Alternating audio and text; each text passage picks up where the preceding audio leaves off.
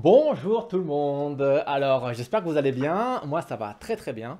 Je suis assez content parce qu'avec la dernière news, pour vous donner un peu des nouvelles, et la dernière news de TikTok, il y a pas mal de gens qui ont pris des tirages limités. Donc du coup, je suis extrêmement content. Je suis pressé qu'ils les reçoivent pour me dire ce qu'ils en pensent. Aujourd'hui, en fait, on va parler d'une illustration que j'ai faite, non pas pour Okimba ou Galion Sauvage, mais cette fois-ci pour les Merry Munchmen et pour leur magazine Nock, dont il sort le troisième volume. Au moment en tout cas que la vidéo est en train d'être faite, ils sont en Kickstarter, en crowdfunding. On va parler de cette petite illustration-ci. Et du coup, c'est une illustration qu'ils m'ont commandée, donc j'étais particulièrement honoré de bosser avec ces gars-là. Et en fait, là où c'était très agréable en plus de travailler sur ce projet-là, c'est qu'en fait, ils m'ont filé un pitch, donc à savoir 2-3 lignes qui vont définir l'illustration, et c'est tout. Et après le reste, j'étais libre. Donc c'est vrai que pour moi c'est très agréable parce que ce que j'aime le plus dans l'illustration, c'est la création et pas forcément l'exécution. Ça veut dire que de faire une super illustration pendant 2 semaines, que tout le monde dira waouh, les détails sont trop incroyables, tout ça, bah ça m'intéresse beaucoup moins que limite faire des illustrations assez rapides, mais que c'est l'idée que les gens vont retenir. Ah putain, c'est intéressant cette idée-là, de la mise en scène et tout, de la situation, ça c'est vraiment intéressant. Ça c'est vraiment ce qui m'intéresse. Du coup, quand on me donne juste un petit pitch et qu'on me laisse faire ce que je veux, c'est vraiment très confortable. Le pitch, c'était, de mémoire, un escrimeur dans une contrée lointaine apprend son art à qui sait le convaincre. Et le titre, c'était Le sage roi singe. Donc du coup, je me suis dit qu'il me fallait déjà au tout départ, avant même de commencer, il fallait que je retrouve les quelques mots-clés qui sont dans le pitch. Et là, du coup, il y avait escrime. Ils n'ont pas dit un épéiste ou ils n'ont pas dit non plus un mec au sabre, un samouraï. Ils ont dit un escrimeur. Donc tu vois, moi dans ma tête, l'escrime, j'ai regardé quelques images, c'est quelque chose d'assez élégant, c'est quelque chose d'assez dansant. Je pouvais pas faire un personnage qui soit trop brutal ou qui soit trop gros aussi, trop musclé. Plus quelque chose, un personnage agile. Bon, vu que j'avais dans le titre, j'avais singe, je me suis dit que les deux, ça pouvait raccorder, donc j'avais ces deux mots-clés-là qui, paf, étaient résolus. Ensuite, en termes de contrée lointaine, j'ai profité d'utiliser cette illustration-là pour faire un travail de recherche et en fait d'augmenter ma mémoire visuelle avec des nouvelles références. Donc là, pour le coup, c'était turc ou persan. Donc déjà, dans les fringues du singe, comme vous pouvez le voir, j'ai pas fait une grosse armure, j'ai pas fait des gros trucs, tout ça, mais il y a quand même un truc élégant, il y a une cape, il y a quand même une petite cotte de maille, une armure plutôt moyenne. Et du coup, j'essaie d'un peu retrouver ce côté persan turc, quoi. Et comme ça, hop, je récupérais cette notion de contrée lointaine. Même les couleurs qui sont utilisées, c'est des couleurs un peu vertes, tout ça. Tout de suite, ça fait un peu voyager. Enfin, ce qui était important, c'est à qui essaye de le convaincre. Convaincre. Et du coup, en termes de convaincre, donc j'ai commencé à mettre des personnages en place et en fait, je me suis dit que pour essayer de le convaincre, en plus c'est un singe, je pouvais mettre des situations assez rigolotes et je m'imaginais qu'il y en avait certains qui essayaient de l'appâter avec de l'argent, d'autres avec enfin des trésors, d'autres avec des fruits, et puis des derniers avec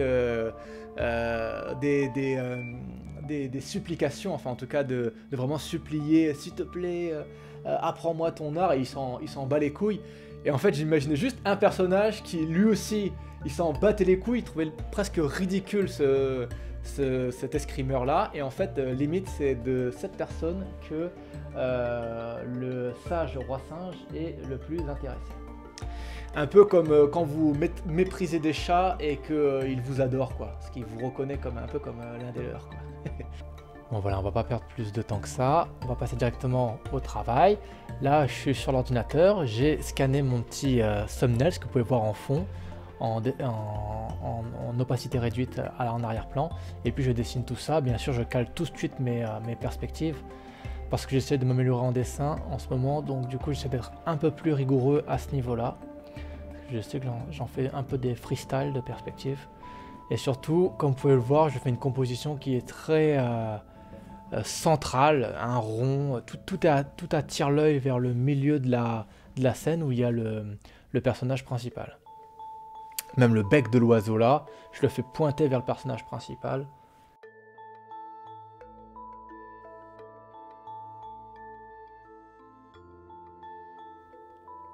Bien sûr, les tests de couleurs. Hop. Et là, un but de moi-même, je suis assez fier de mon travail. Je leur envoie cette petite image là. Ben, manque de peau, en fait, le format était pas le bon. Parce que en fait, ce qu'il fallait, c'est un A5 en portrait.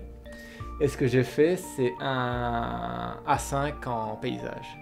Donc du coup, il a fallu que je resserre tout ça, que je revoie ma composition pour tout faire rentrer dans le A5. C'était pas plus mal d'une certaine manière parce que c'est un peu recentré sur le personnage. Ce que je regrette de cette illustration là, c'est qu'en fait j'ai voulu mettre beaucoup de contexte, de décor et puis de scène, de mise en scène, mais du coup dans l'image ça a réduit la taille du personnage principal. Et ce que j'aurais fait maintenant si je devrais la refaire, c'est vraiment de zoomer sur ce personnage là pour réussir à avoir mieux son expression, ou en tout cas son attitude. Et là du coup, maintenant que ce rough là, donc ce brouillon là a été validé par les clients, et ben du coup là je peux me permettre, maintenant que je sais où est-ce qu'on va et que ma composition est bonne et que tous les éléments leur vont, je sais que je peux pousser. Donc là je refais un ancrage, et cette fois-ci non pas en traditionnel mais directement en digital, parce que je sais que je vais pouvoir l'imprimer derrière.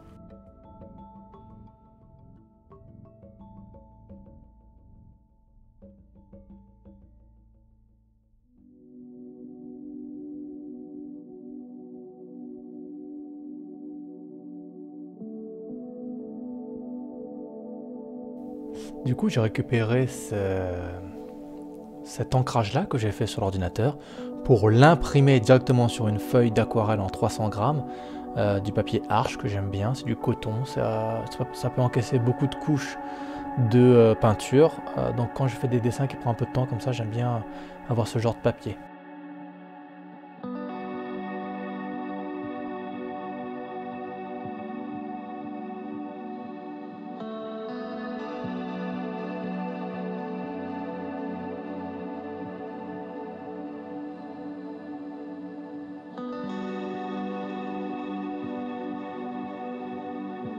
Alors ce bleu a été particulièrement dur à trouver, surtout en aquarelle. C'est un bleu canard, je ne sais plus si c'est du bleu ou du vert canard, mais en tout cas c'est vraiment à mi-chemin entre du vert et du bleu. C'est très saturé, c'est plutôt sombre, c'est une couleur très profonde. Là, comme vous pouvez voir, j'ai mis des à-coups d'aquarelle au lieu de peindre plus homogénéiquement. C'est pour donner une espèce d'impression de peinture faite à la main comme au couteau.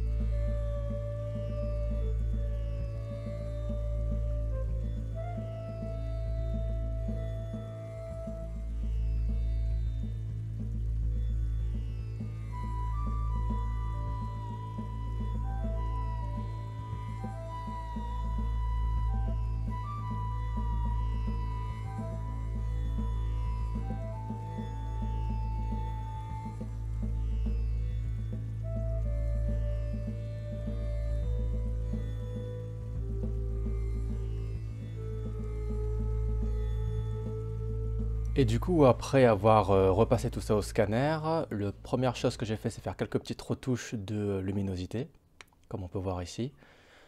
Ensuite, j'ai remis mon trait sur le dessin pour le remettre en valeur, et puis j'ai rajouté les derniers petits détails. Et voilà, du coup, j'espère que ça vous aura plu. Si il n'est pas trop tard, il y a encore le Kickstarter normalement qui est en place du troisième volet de Nock. Les liens dans la description. Faites attention pour les francophones, c'est en anglais. Et encore merci au Merry Munchman pour cette occasion-là. J'espère qu'on va pouvoir refaire ça. Et en tout cas, je vous souhaite une très bonne journée ou soirée selon l'heure à laquelle vous regardez cette vidéo-là. Et à très vite. Allez, ciao tout le monde. Bye.